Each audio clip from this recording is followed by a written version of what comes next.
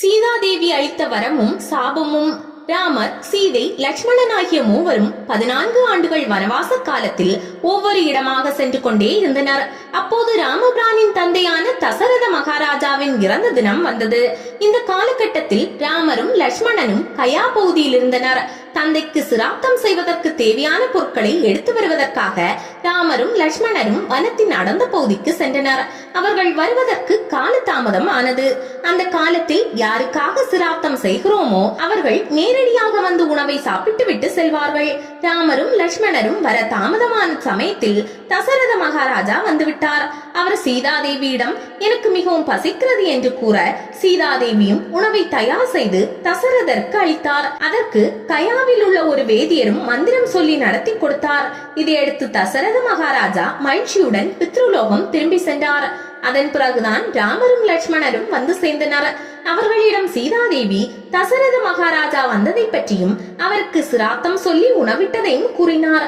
ராமர் இதை எப்படி நம்புவது என்று கேட்க அதற்கு சீதாதேவி சிராத்தம் செய்து வைத்த வேதியரை சாட்சியாக அழைத்தாள். அந்த வேதியரோ பெண் சிராத்தம் செய்து முடித்து விட்டாள் என்று சொன்னால் தவறாகிவிடும் என்று தயங்கி நான் சிராத்தம் செய்யவில்லை என்று கூறிவிட்டார்.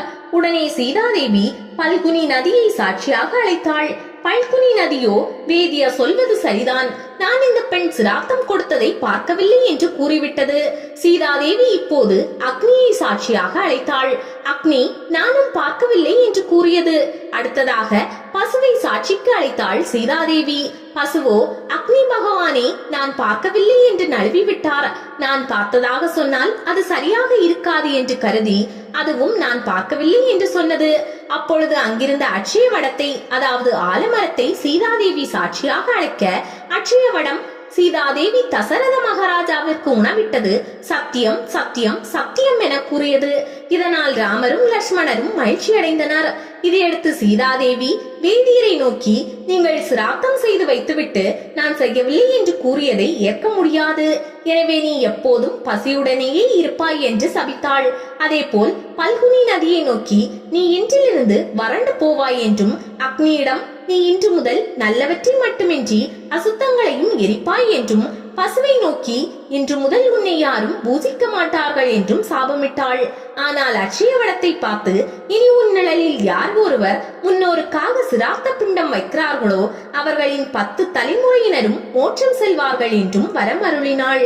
வேதியர், அக்னி, பல்குனி நதி, பசு ஆகிய 4வரும் சீதாதேவியிடம் தங்களின் வருத்தத்தை வெளிப்படுத்தினார்.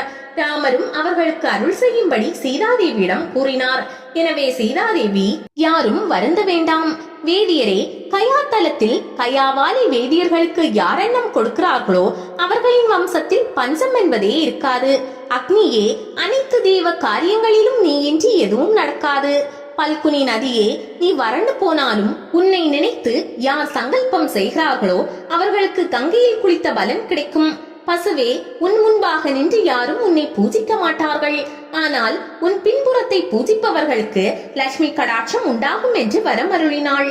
முன்னோர்களுக்கு சிராத்தம் அளிப்பதில் கயா முக்கியமான இடமாக பார்க்கப்படுகிறது. இந்த இடத்தில் ஒரு விஷயத்தை சொல்லியாக வேண்டும். உயிருடன் இருக்கும் போது தாய் தந்தையருக்கு உணவளிக்காமல் முதியோர் இல்லத்தில் விட்டுவிட்டு அவர்கள் பசியுடன் இருக்கும் போது விருந்து உண்டு மகிழ்ந்தவன் அவர்கள் இறந்த பிறகு கயாவில் சென்று 1000 முறை சிராத்தம் செய்தாலும் அதில் ஒரு பலனும் இல்லை.